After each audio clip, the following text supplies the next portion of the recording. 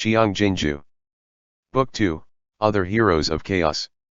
Chapter 114, Intensity of Flames. Having gone hungry for a whole day, Lei Jing squatted beside the pigsty with a bowl in hand. He shoved those hard-earned corn noodles into his mouth and gulped them down. One of his subordinates was also squatting next to him. He was a little imp around the same age as Ding Tao but as strong as a young ox. He gobbled down his food just as ravenously as Lei Jing did. A head poked out of the opened kitchen window, and the man used a stir-fry spatula to bang on the pot rim and yelled, "There's some soup broth left. Do you want to drink it? If you do, then get your ass over here quick."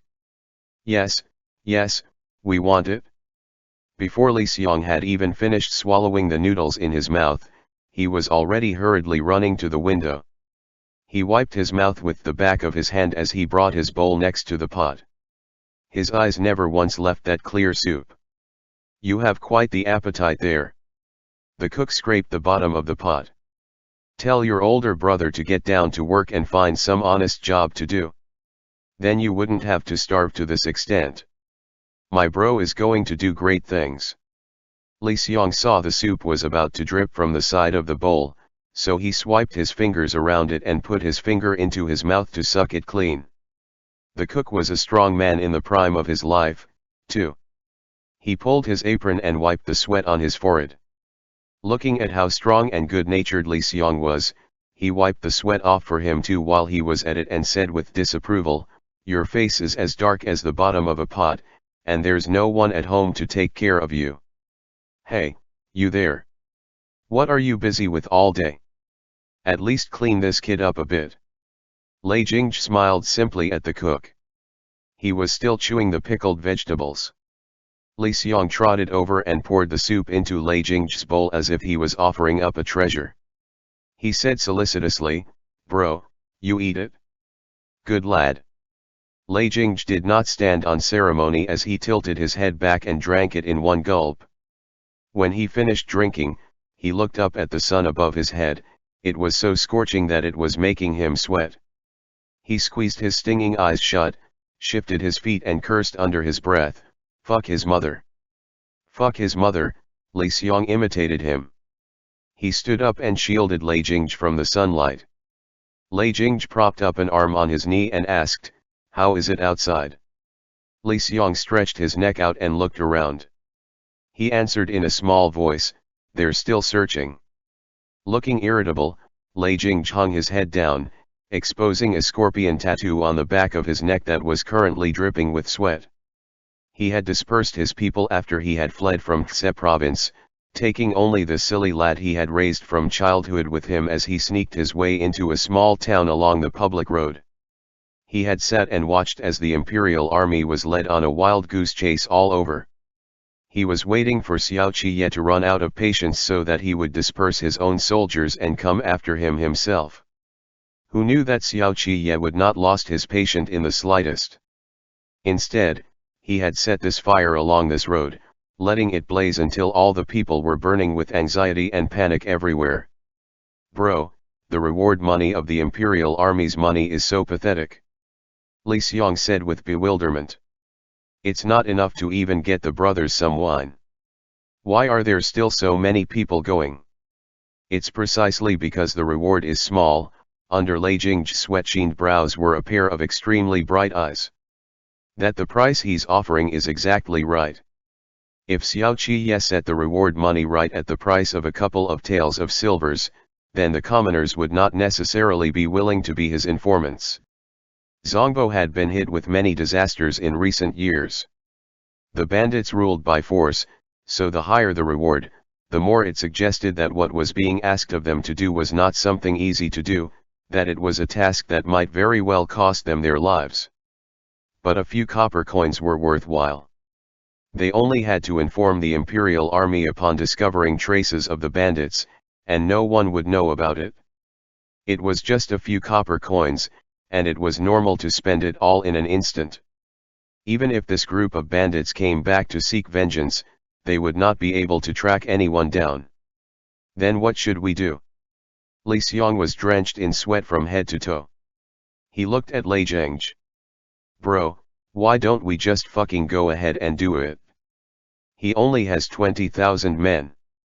Lei Jingji was feeling restless, too. He could not be any clearer about Xiao Qiye's intentions.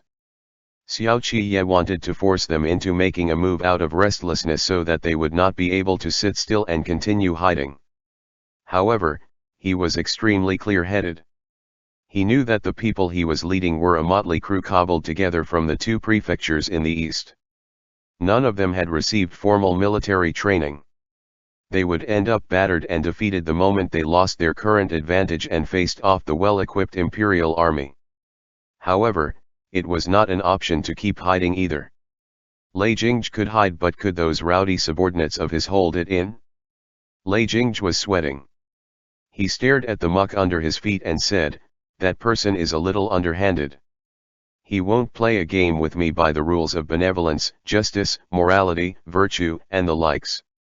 I don't think he has even set up defenses in the north at all. He just wants to jostle us over.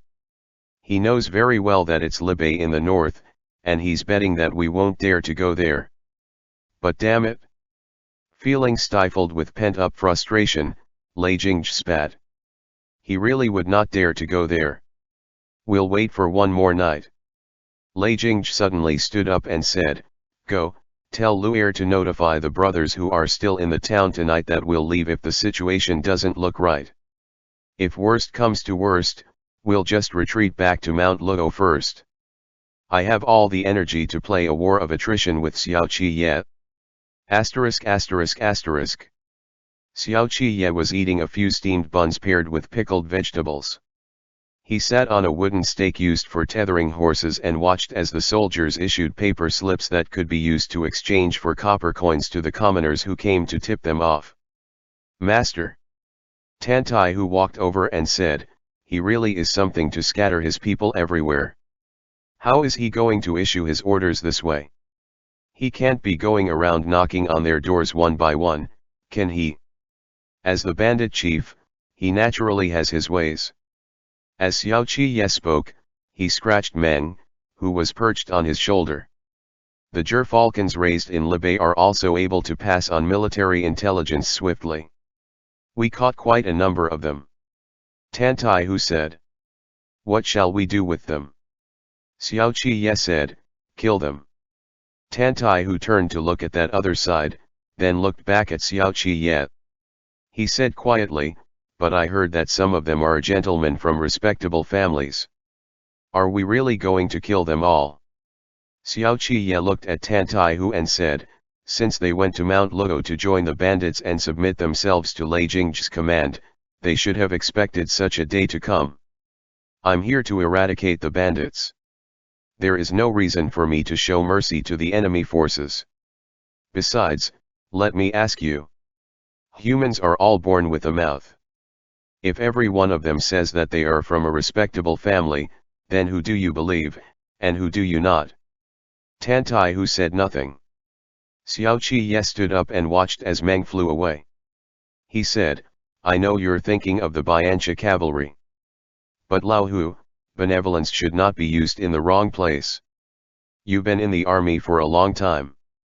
These are originally words I shouldn't have to make a special point of telling you. Are you not able to figure it out yourself?" Tantai, who lowered his head and made to kneel. "Remain standing." Xiao Qiye patted his shoulder. "You are now a general leading the soldiers, not a squad commander standing guard at the main city gate of Deng province. Don't get your position all wrong." Xiao Qiye was generous, but he was also quite exacting. The guards around him all knew when to advance and when to retreat. He could even make Chen Yang feel worse than if he had been whipped the last time the latter had sat on the sidelines. However, guards and generals were two different things. Why did Xiao Qiye not let Chen Yang lead the troops? There was no doubt that Zhao Hui, the person by Xiao Jiming's side, was a valiant general. Xiao Qiye obviously had other considerations in mind. Xiao Qiye did not fly into a rage, nor was there a change in his countenance, but Tantai, who was already looking quite ashamed. None of them could get a handle on Xiao Qiye's true moods and emotions, but with just a relaxed tone like this from Xiao Qiye, Tan Taihu had already begun to reflect on his own shortcomings. End chapter. Qiang Jin Jiu. Book 2, Other Heroes of Chaos. Chapter 115, Destiny. Swing after swing of the Imperial Army's blades pressed in towards them. The soil under their feet was already soaking wet from the splashes of blood. A bandit who was still alive was pinned to the ground. He listened to the never-ending screams until even his pants were wet with piss. The back of a blade pressed up against the back of his neck. His nose and mouth were smeared all over with bloodied water, choking him until tears and mucus flowed. He cried in terror, "I don't know. I really don't know." Lei Jingzhi was suspicious by nature, and he was very secretive about his whereabouts when he was in Mount Luo. Other than his trusted aides, no one else knew his exact hiding place. Tan Taihu scraped away the bloody mud on the solace of his boots and said, "Since you know nothing, then why are you wasting our time? Drag him away." Both of the bandits' arms were bound behind his back, and the Imperial Army dragged him by the rope to the execution spot. He kicked out both legs, looking at those headless corpses lying on either side of him. The back of the blade that had been pressing against his nape was already turned over, and the sharp edge of the blade made him tremble all over. He watched Tan Taihu lift his blade and suddenly burst out bawling. "Lu'er! Sir! I know where Lu'er is." Tan Taihu asked, "Is this person a trusted aide of Lei Jingzhi?" "Yes, yes, a trusted aide."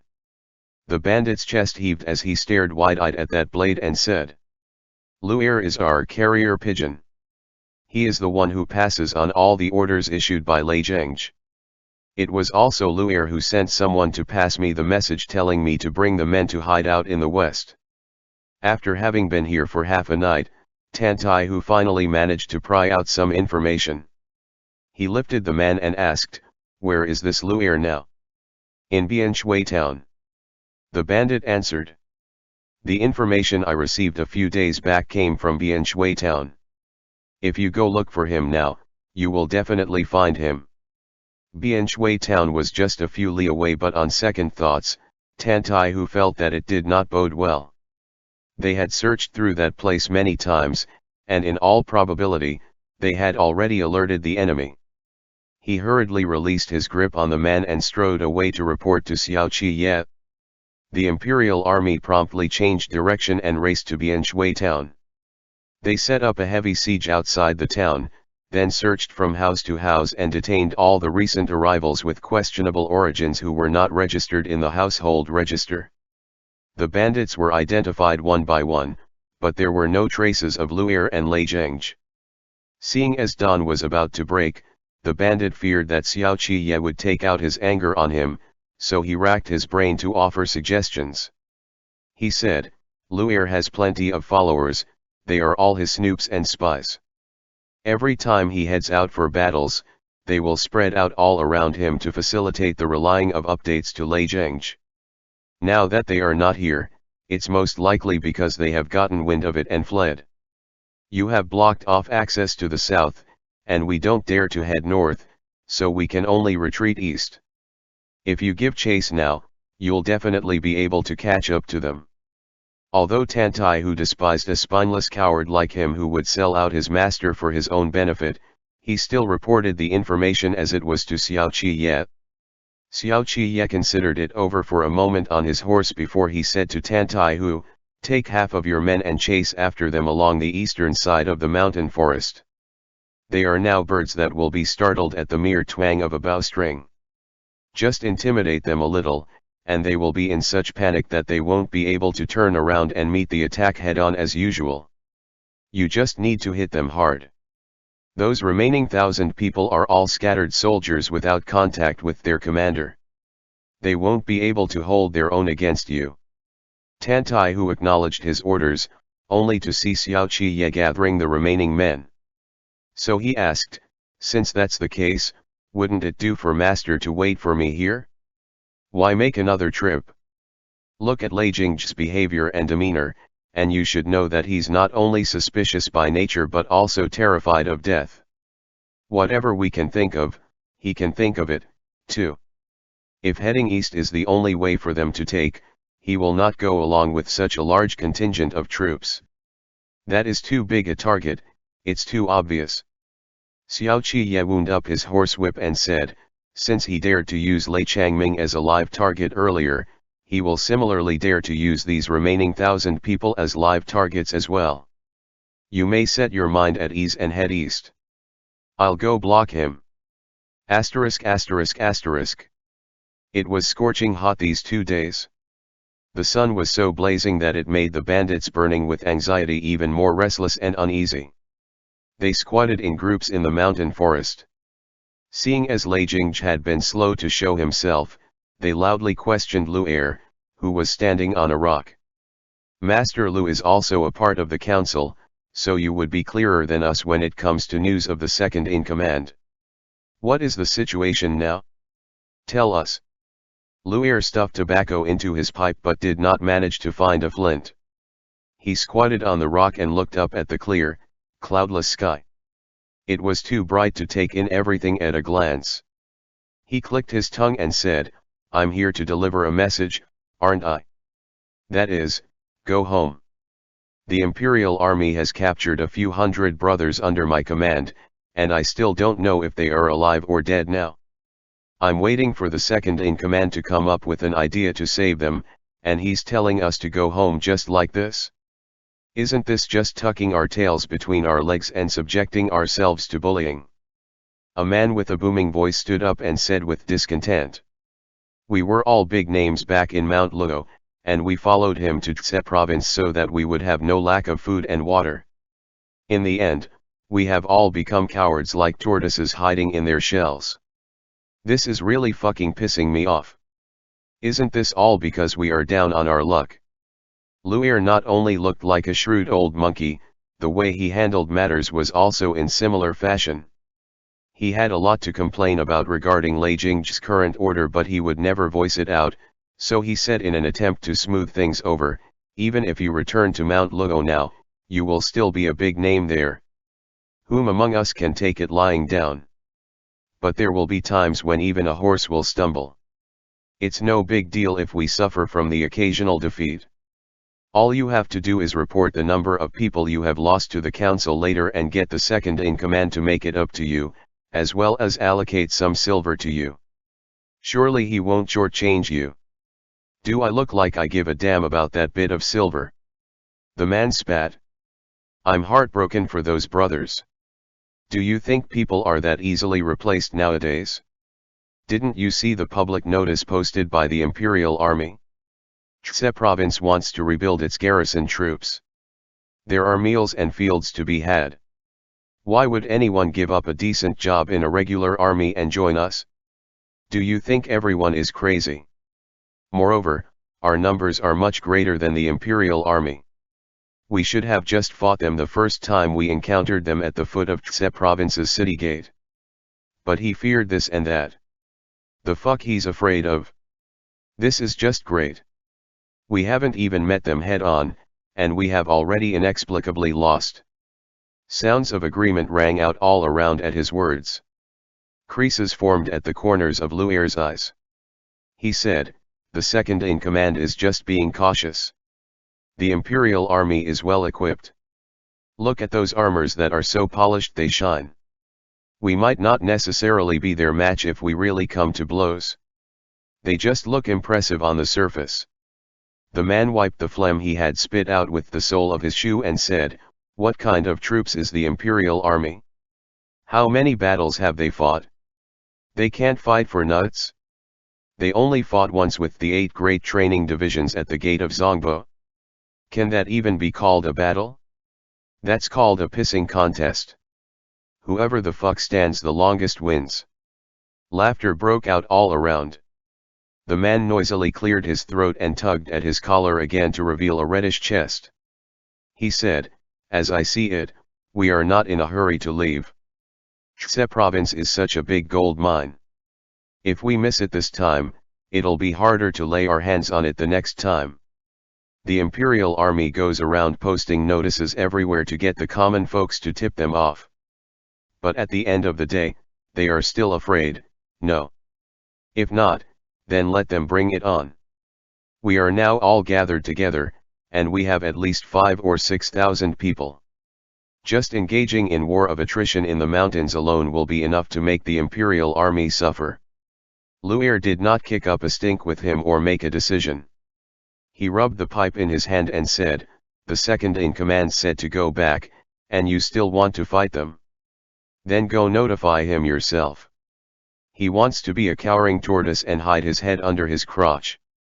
Where am I supposed to go looking for him?" The man sneered. "He doesn't even dare to show his face. Why? Afraid there's an Imperial Army spy among the brothers? Bah!"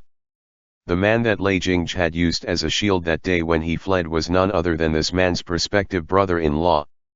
His younger sister was just as burly as him, and she had been previously unable to find a suitable person to marry.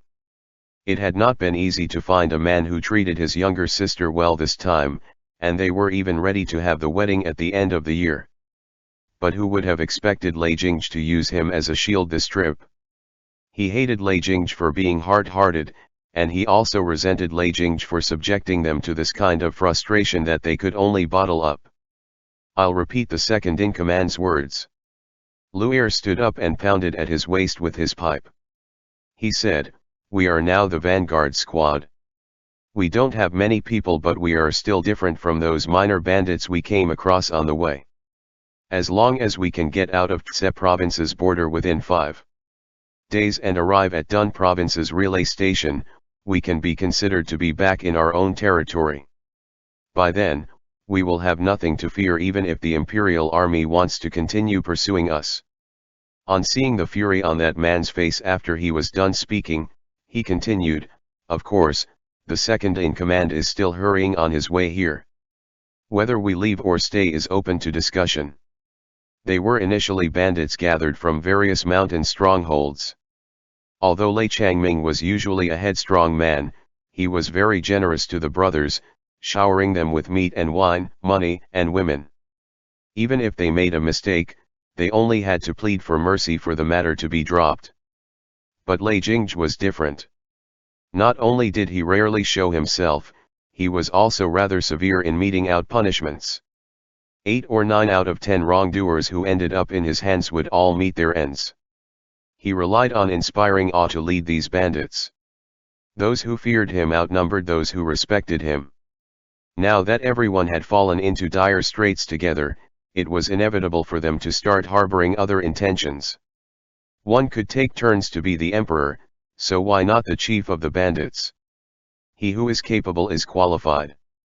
Seeing how Lu'er was a weathercock who did not want to offend both sides, the man said, "Fine, the second-in-command won't come, and he tells us to flee by ourselves. I'm of the view that he can be unrighteous, but we can't be unrighteous. The Imperial Army is still at Bianshui town, right? Lu'er, don't you fucking leave any traces behind. Let's take this place as our camping ground and carry out harassment in small groups. We are used to climbing mountains. As long as the Imperial Army gathers manpower and turns around to fight us, we will run back. Forget it if they don't enter the mountain, but if they dare to pursue their way in, then we will take all of them down and not let anyone return alive. As long as he's human, he will not be able to hold out if we keep up with this war of attrition against him for a few days. When the time comes, we'll charge our way down in one burst of energy and beat the shit out of him. Tse province will still fall into our hands as long as the Imperial Army is afraid, no.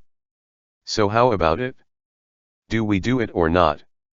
The remaining people were all fired up by his words. They had been living like vermin detested by all these few days. Not only were they killed by the Imperial Army, they were also subjected to bullying by unarmed commoners. They could neither eat nor sleep well. Where had they ever had to endure this kind of hardship back in Mount Luo? So, they promptly chimed in and shouted, "Do it! We'll follow Big Bro Ding's lead." Pleased, Ding Niu laughed out loud. He nodded in satisfaction and said, "We all have brothers who have been captured by the imperial army. This revenge must be taken. If Xiao Qiye dares to kill one of our men, we'll kill 10 of his to give vent to this wrath of ours. Who knows, when the time comes for us to take him captive and occupy Tse province, maybe even Xiao Jiming will try to cozy up to us." The bandits were in high spirits, and for a moment, everyone was talking all at once about the good life they would have after occupying the Tse province. Ding Niu was on cloud 9 after being praised, and he increasingly felt confident that this plan would work. He was already thinking about bringing his younger sister over and finding her a husband, one who had to be better than the one who died. But then he had a better idea. The Xiao Qiye works fine too. He was not only impressive looking, he was also taller than him, had a great physique, and came from a good family background. At this point, Ding Niu was already thinking about children and grandchildren. But then he saw the disciple on sentry duty at the foot of the mountain scrambling his way over. The latter's face was pale with fright as he announced, "The imperial army is here." Lu'er slipped his way into the blades of grasses, wanting to flee. Ding Niu grabbed this wily old fart, lifted him, and demanded with a glare, "You tipped the imperial army off." Lu'er hunched over, his long arms dangling, his white eyebrows almost trailing to the ground. He hurriedly shook his head and said, "Not me. How can it be me? I wouldn't have come if it were me." Ding Niu put Lu'er back on the ground. He steeled himself and said at the top of his voice, "Great. Since they have come calling at our door themselves, then we shall go and meet them." Asterisk asterisk asterisk. Lei Jing spurred his horse on and galloped on the road. He had already skirted around the mountain forest at the east and was on his return trip back. More than half of the imperial army troops would be held up with Ding Niu, Lu'er, and the rest of the group as his cover, while the remaining had to stay behind to guard the southern side of Tse province as well as the villages and towns along the way. He was the fish that had slipped through the net. Lei Jing had only brought along the silly lad, Li Xiong. He did not want the rest of them. It was not because he trusted Li Xiong that he was willing to take him along, but because this lad was silly enough, and Lei Jing had single-handedly brought him up all by himself. Li Xiong was the most obedient lad, and Lei Jing could tell what he was thinking at a mere glance. Lei Jing rode a horse, while Li Xiong ran on foot. He ran with great vigor and had no trouble keeping up as he followed behind Lei Jing's horse. They had already been running all night, and Li Xiong was still naively waiting to meet up with the rest of them. "Take a drink of water." Lei Jing tossed the water bag to Li Xiong as he reined in his horse. "We won't be resting on the way today." Li Xiong opened the lid and gulped down more than half of it in one breath. On seeing this, Lei Jing cursed. "You stupid brat! If you drink it all up now, then what are you going to drink at night? You're going to keep whining about wanting to pee later with this much water in your stomach." Li Xiong wiped his mouth with a smile and patted his stomach. He said, "I won't, bro. It'll be gone after a run." Lei Jing hung the water bag back on the horse's back. He asked, "Are you hungry?" Li Xiong shook his head and said, "I stuffed myself so much last night that I'm still full. We'll be able to eat meat once we're back in Mount Luo." Thus, Lei Jing did not linger further and continued hurrying on his way with Li Xiong in tow. They had helpers in Dun Province, and the Dun Province relay station could pass on his message to deploy the bandit soldiers who were still guarding Mount Luo. Lei Jing was in such a hurry because he still had some misgivings. He wanted to arrive before news that Ding Niu, Lu'er, and the others were captured made its way back. Otherwise, should the news arrive first, half of the trust and reputation he had built up throughout the year in Mount Luo would fall into shambles. By then, it would not be as easy as it was now to deploy the men. The road checks along the way gradually grew lax until it was not as strict as it had been within 10 li or so around Bianshui town. The number of the imperial army troops grew fewer and fewer.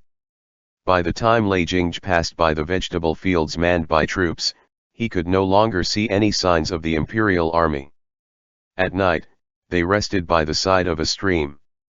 Li Xiang speared a few fishes and roasted them for Lei Jingzhi to consume. Without seasonings or herbs, these fishes were fishy and bitter to the taste. But Li Xiang ate them with relish and fell on his back to sleep after eating his fill. Lei Jingzhi did not dare to leave the campfire behind, so he covered it with soil.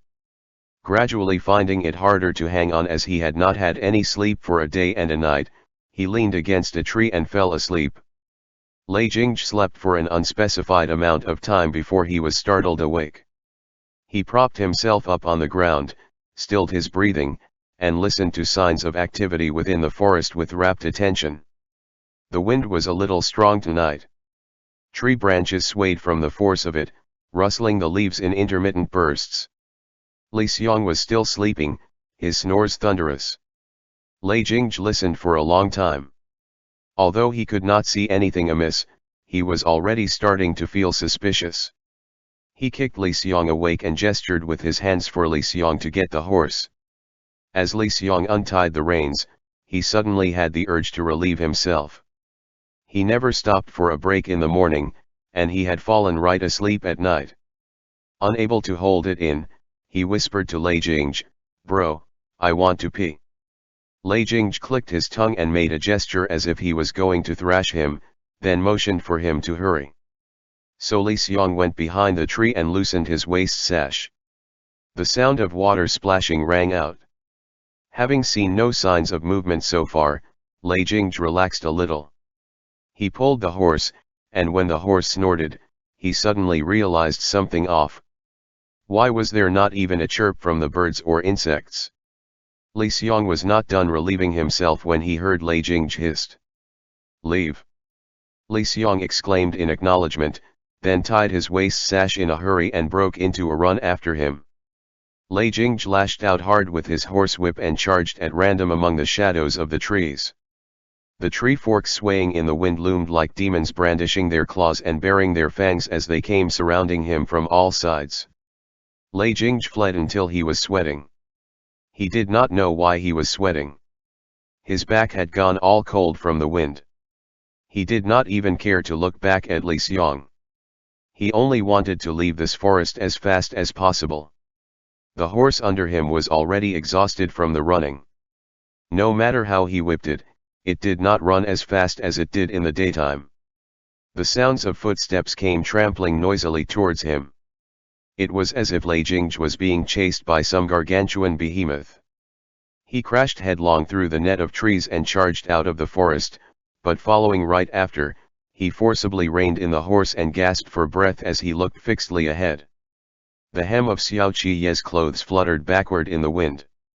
The gerfalcon was perched on his shoulder, its head tilted to the side. Darkness seemed to spread out from behind him. It weighed down heavily on Lei Jingzhi's limbs, swallowing them and rendering him immobile.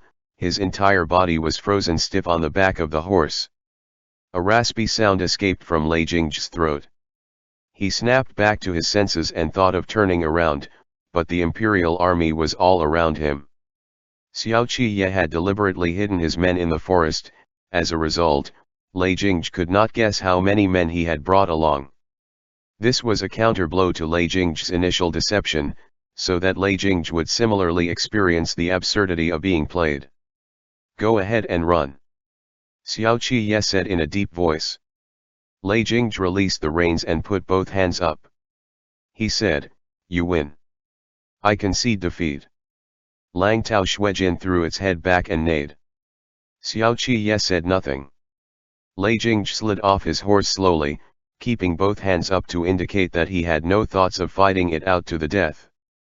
He seemed to be very well aware of the situation. After landing on the ground, he removed the broadsword at the side of his waist and looked at Xiao Qiye as he bent over to put it on the ground. Then he said, "We can still talk." His interest piqued, Xiao Qiye said, "Go on." Lei Jingzhi calmed his panting. Surrounded by the cold glints of blades, and with beads of sweat dripping from his temples, he said, "You're going back to Libei, so you won't reside in Tse province for long. Killing me now won't stop the Mount Luo bandits from making a comeback. Instead, it will plunge Dun province and Duan province, which have only just stabilized, back into chaos. Why not let me go to keep the situation in both prefectures stable and give Tse province enough time to rebuild its garrison troops? The cawing of a crow rang out from the sky. Meng braced itself. With a spread of its wings, it took to the air, glided through the wind, and swooped into the billowing trees. The atmosphere at the bottom subsequently grew tense.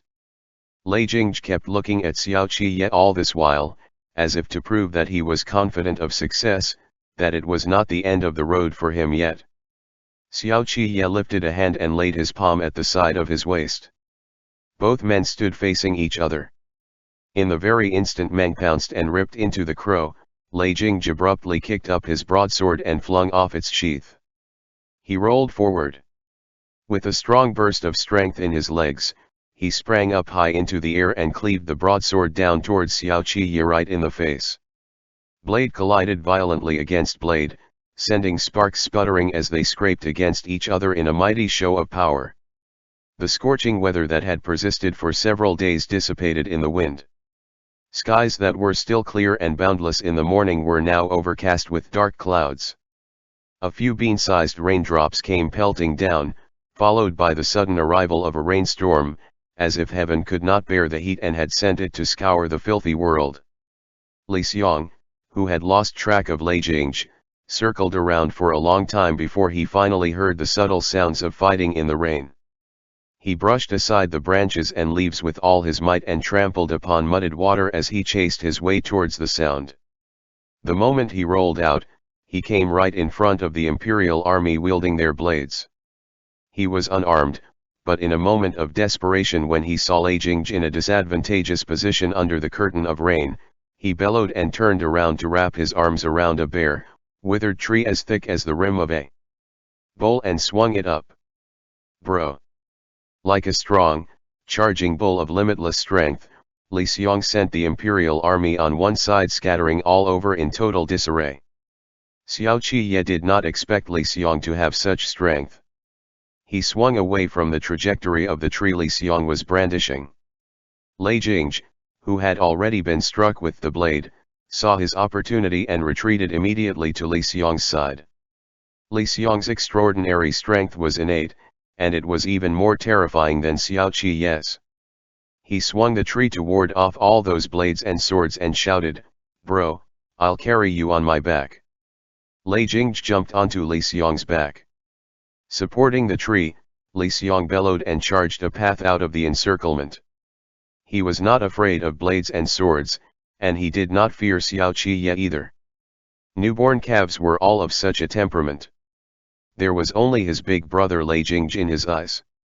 Li Xiang did not even feel the pain when he was slashed in the arms.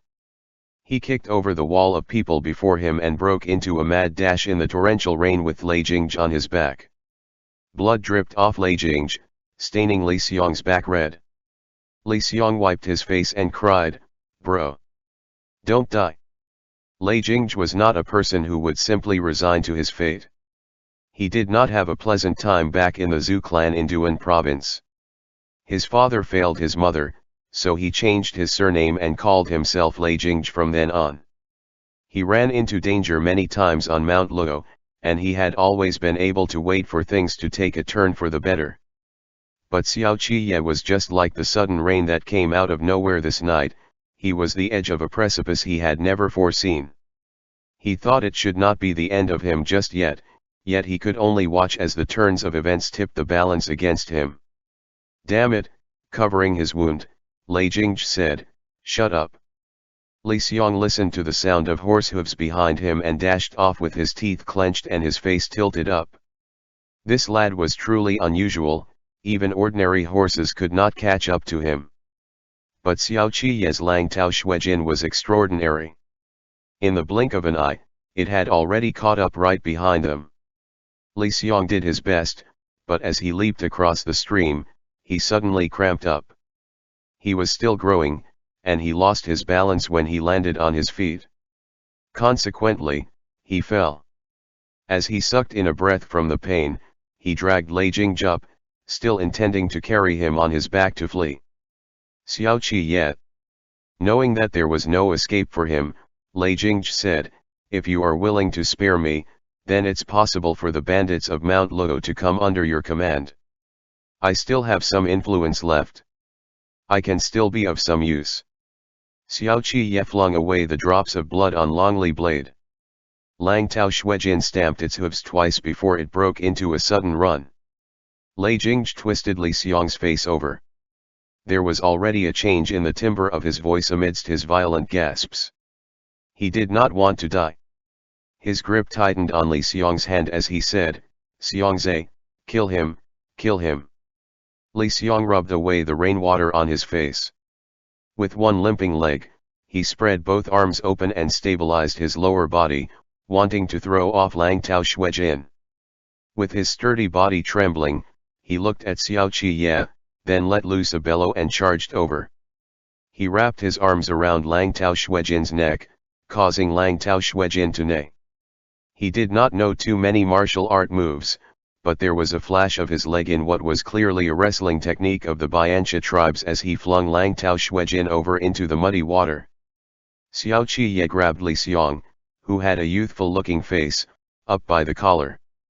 As the latter struggled and pounded on Xiao Qiye's arms, he shouted, "Bro, run!" Hauling Li Xiong along, Xiao Qiye watched as Lei Jingzhi rolled down the muddy slope. He did not give chase. Li Xiong made to bite him with his teeth, and Xiao Qiye wrung his back collar to hurl him right to the ground face first so that his nose and mouth were stuffed into the mud puddle, choking him until he was violently struggling all over. "Tie him up." Li Xiong heard Xiao Qiye say to the imperial army, who had arrived later. And then he was knocked unconscious with the back of a blade. The rainstorm stopped after a while. Tantai who arrived from behind on horseback. Xiao Qiye just happened to be wiping the mud off Lang Tao Shuijin's body. When he saw Tantai Hu, he removed the half-arm fabric sleeve used for wiping with one hand and beckoned to Tantai Hu. "Master." Tantai Hu said. "I'll lead the men to outflank him from the southeastern side right away. He won't be able to run far." But Xiao Qiye asked him, "Have all the bandits in the forest been captured?" Tantai Hu thought that Xiao Qiye wanted to do a head count and was ready to turn back to get his subordinate to bring over the book. But unexpectedly, Xiao Qiye said as he wiped away the mud on his fingers, "It's all good as long as you've caught them. There's no need to show me. Go get ready. We're returning to the city." Tantai Hu was taken aback. Seeing that Xiao Qiye had already picked up the saddle to put it on Lang Tao Shuijin, he walked a few steps with him and said, "Master, isn't letting him go just like this akin to letting the tiger return to the mountains and setting the stage for future disasters?" As Xiao Qiye wiped the mud on the saddle, he said, "I'm not only going to let him go, I'm going to send him off with great fanfare. Get a few squads of men to follow him. He has been stabbed, don't let him die on the way. Send him all the way into Dun Province's territory. There's no need to bother about the other matters." Tantai Hu only had to use his brain a little to understand his intent. He grinned and said, "Then I'll go. Master, I'll bring dozens of men. I'll be sure to escort him back to Dun Province within 3 days." Xiao Qiye looked on with cool detachment in the direction where Lei Jingzhi had fled. A dripping wet meng landed back on his shoulder and combed through its blood-stained feathers. Xiao Qiye used the handkerchief that he had used to wipe the mud from Lang Tao Shuijin to clean Meng's talons. He said, "Lift it properly. I'll wipe them clean for you. Otherwise, if you see Lanzhou upon returning and trample mud all over his shoulders, I'll have to wash his robe." End chapter. Qiang Jin Jiu. Book 2, Other Heroes of Chaos. Chapter 116, Chen Yang. If Xiao Qiye said he would return in 3 days, then he would return in 3 days. When he hurried back to the foot of Tse province's city gates in the middle of the night, the city gates had already been opened, with torches brightly illuminating the city walls. The imperial army held the captives in line and entered. Zhou Gui had cleared out the prison in the south for the imperial army to hold these bandits in custody. He received Xiao Qiye and said, "Your lordship has been working hard. The soldiers are tired after having eradicated the bandits. I've already gotten men to prepare meals for all. Everyone, this way, please." Xiao Qiye dismounted and said, "Thank you, Your Excellency, for going to the trouble." Zhou Gui followed Xiao Qiye in and said with a radiant expression, "I saw General Tantai's report that the bandits have been taken captive in the east. They have been completely disbanded. And your lordship personally went after Lei Zhengzhi. This is truly marvelous." Xiao Qiye had already caught sight of Shen Zequan, and Shen Zequan had also seen Xiao Qiye. A few guards were following behind Shen Zequan, and Qiao Tianya was carrying a lantern in hand. They had obviously been waiting for a long time. Still speaking to Zhou Gui, he said, "I shall have a detailed discussion regarding Lei Zhengzhi with Your Excellency in the study tomorrow morning." Zhou Gui thought Xiao Qiye was tired from being on the move, so he hurriedly nodded and said, "Of course." Kong Ling was more perceptive than him. Although he was not used to it, he also knew that they were getting in the way, so he threw out a random excuse and let Zhou Gui away. Chen Yang stepped forward to take the horse. The guards behind all kneeled on one knee and said, "Congratulations to Master on your triumphant return." Xiao Qiye undid his arm guards and took off the conqueror bow and said, "You may rise. Have you been waiting long?" Shen Zequan took the lantern over from Qiao Tianya and turned around to walk with Xiao Qiye along the street. He answered, "Quite a while." Xiao Qiye lowered his fingers and took the lantern over from Shen Zequan's hand, while Shen Zequan took the arm guard Xiao Qiye had just taken off to look it over. On seeing this, Xiao Qiye said, "These are old stuff from a few years back. The metal was cast by in Libei, and the leather strings on top were supplied to the 8 great training divisions right from the Chu capital. It came apart from the chafing the last time I drew the conqueror bow here. I'll think of a way to replace it before I return to Libei." The leather strings used for binding on the arm guards were indeed worn out. Shen Zequan hooked it several times and said to Qiao Tianya, "Take it and put it aside first." Noting that both of them were moving in the wrong direction, Xiao Qiye could not help but cast a sidelong glance where the Zhou's residence was. Then he looked at Shen Zequan and said, "Have we moved out?" "Of course, we have to move out." Shen Zequan went up the stairs. It's not convenient to keep staying in Zhou Gui's residence. He just had a grandson at the beginning of the year, and his entire family is crammed into 2 courtyards. It's too much of an inconvenience to them. I had someone ask around a few days ago, and it just so happened that a residence here caught my eye. Both of them had already entered the wide alley as he spoke. The slab stone path led right to the main entrance. Xiao Qiye sized it up and said, "It's next to the main street, and it's close to Zhou Gui's residence. It'll be convenient to discuss matters during normal hours. You've chosen an excellent location. There's a drawback," Shen Zequan said as he led Xiao Qiye across the threshold. "It's too big. The smattering of men we have aren't even enough to fill up these few courtyards." Xiao Qiye saw a horse platform made up of stacked bricks set up before the residence. The wooden carved door pillars were crude, and its patterns were not as fine and meticulous as the ones in Chu capital and Juexi. Rather, it was more the style of Libei and Bianxia. 5 courtyards in a compound were really too big for the 2 of them. When Qi Huilian was still the Grand Tutor of the Eastern Palace, the residence he had been bestowed upon was about the same size as this. They would not be able to fill it up even with the addition of servants. Besides, both of them had no heirs or concubines. The stone walls looked a little old, but the double-eaves roof cut an imposing sight. It did not obstruct the light either. It was just the way Xiao Qiye liked it. No issues there. Xiao Qiye stepped through the door and held Shen Zequan by the hand. "Shifu can take 1 courtyard, while you and I can share a courtyard. The few of them comrades can have a courtyard. If more people join us in the future, we can split them up according to status. There will be a day we get to see it filled up when we are 70 or 80 years old. The backyard is empty, Shen Zequin said. But we will need to add men to the rear yard and the side rooms flanking the principal room. These courtyards are all connected to one another, so it won't do for us not to have someone keep watch. It'll be a bit more troublesome when they are on shift duty. As both of them were at the head discussing what they should acquire in the future, Ding Tao was at the back recording down the routes in his book. He whispered, although this residence is not as big as our prince's residence in Chu capital, it is too circuitous. If I were to live at the back, it would take me half a month just to remember the directions.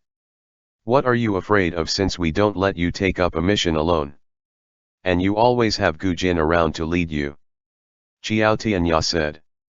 This residence isn't cheap, but my master doesn't even blink an eye at the price. He sure has deep pockets. With a sorrowful expression, Ding Tao wrote a few more words and said, you don't understand.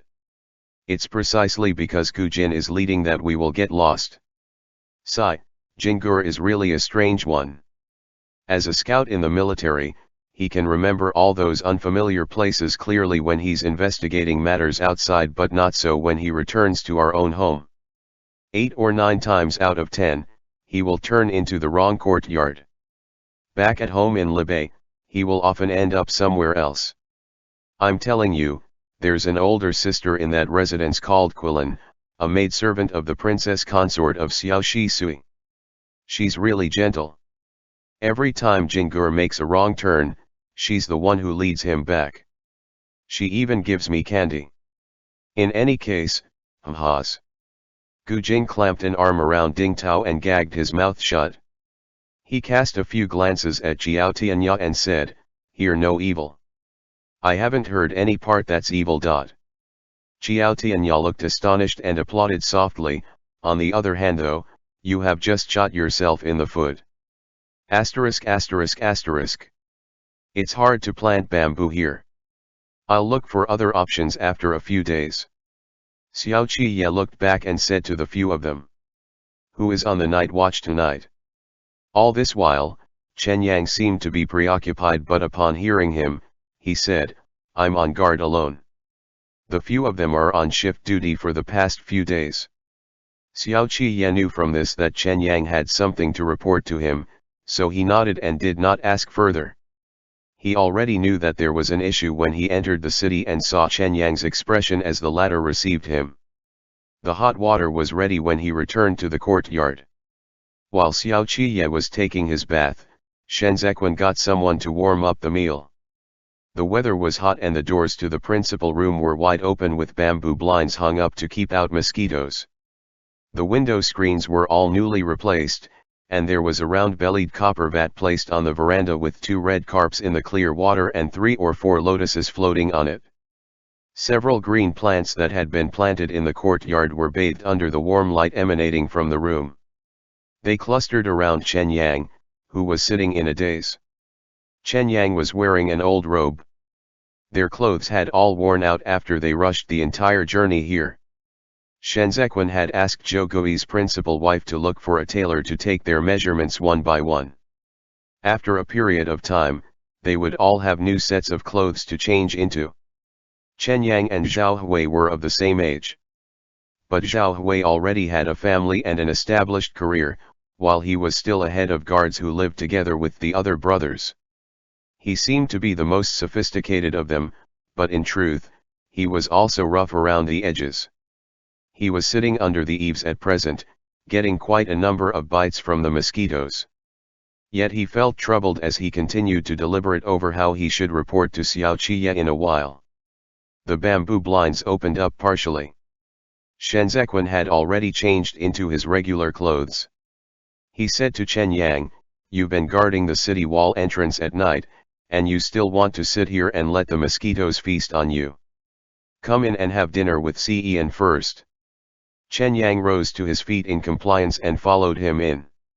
Xiao Qiye had yet to come out. The meal was very simple, they rarely had lavish meals. Now that Ji Gang was back, he kept a tight watch on their food. All the ingredients to be used and nourishments to be taken were arranged according to the recipes he and Qi Huilian had decided on back at the Temple of Penitence. The few of their guards loved to drink, as did Ji Gang back in the past, and the dishes he made to go with wine were exceptional. Chen Yang sat on his knees on the mat, as the maidservant set the dishes on the small table in front of him. It was quiet inside the room. Chen Yang sat with his head lowered and listened as she withdrew out of the room. Shen Zequan sat at the head. He was not as restrained as Chen Yang was. The wide, white robe he was wearing shifted along with his movements and revealed his wrists, consequently diminishing some of the exquisiteness his appearance had given him. Instead, there was something relaxingly unpretentious about it. If both of them were to remain here together for long, perhaps they would both end up subconsciously affected by the other. Shen Zequan at this moment felt to Chen Yang like Xiao Qiye when he was quiet. They both gave off the feeling that could gradually put one at ease. Contrary to expectations, it won't do you any good to worry too much. Shen Zequan set down the wooden chopsticks and said without looking at Chen Yang, just report everything according to the facts. No embellishment, no rephrasing. Tell him as it is. He will naturally have his own thinking. It is often said that those deeply involved in a matter often lack the detachment to see the whole picture. But in truth, that's not necessarily so. As the one involved, he understands it far more than anyone else. He has perhaps even thought of it way earlier than you did. With his head lowered, Chen Yang bowed to him in silence. If you underestimate him, then you are underestimating yourself. Shen Zequan said unhurriedly. He chose all of you out of millions of people, but didn't all of you also choose him out of millions of people, too? There will still be rainstorms to brave and turbulent seas to navigate in the future. If you are going to keep hesitating and wavering like you are tonight every single time for every single matter, then, sooner or later, you will not be able to keep up with his pace. They only recognize the Xiao Qiye of 6 years ago. But what you are seeing is a Xiao Qiye that has been tempered over these past 6 years to the way he is now. Chen Yang and Zhao Hui are both the sunlight, and Xiao Qiye and Xiao Jiming are both the wolves of Libei. So, what are you still afraid of? Don't let your time in Chu capital befuddle you. All of you have long been on par with them. Chen Yang sat on the mat with his head lowered, and an indistinct sob escaped his throat as his fingers curled slightly. He did not say a word for a long time. He thought his own matters were of no importance, so he did not mention it. Although he did not suffer a gross injustice like Gu Jin, he could still sense the cold treatment he had been given back at home. He had been tossing and turning these few days precisely because he did not know how to bring it up to Xiao Qiye. He was even secretly relieved when he left Libei with Gu Jin. When Chen Yang left Libei, he was in no way inferior to Zhao Hui. He always tried to win credit in every matter, as he was the most fearful of being perceived as being inferior to Zhao Hui, so he kept raising the bar for himself. But when he went back to stay for half a month, he unexpectedly had the notion to avoid Zhao Hui. He was afraid. At some point, he thought he had already lost. He was Xiao Qiye's trusted aide, and also, an aspect that others would use to compare Xiao Qiye and Xiao Jiming. The moment he started to harbor such a fear, then Gu Jin and Ding Tao, who were the next in line, would inevitably be affected, too. They would no longer be able to be placed on par with Xiao Jiming's guards. To a Xiao Qiye who was about to fall under the harsh scrutiny of Libei, this was a heavy blow. Xiao Qiye was not anyone else. He was not Xiao Fangxiu, nor was he Xiao Jiming. He was his own person. His most arrogant traits were his fearlessness in forging ahead and determination to win. For Chen Yang, following him would be just like chasing after the tempestuous wind. Shen Zequan was right. If Chen Yang were to feel fear at this point in time, then he would, sooner or later, be left behind. Because the one he had chosen at the very start was a Xiao Qiye who had the guts to remain all alone in Chu capital by himself. Xiao Qiye's hair was still wet when he emerged with his regular clothes draped around him. He could not help but be taken aback when he saw Chen Yang bent over the ground with his shoulders trembling. He looked at Shen Zequan, who spread his hands out slightly and gave him an innocent look. End chapter.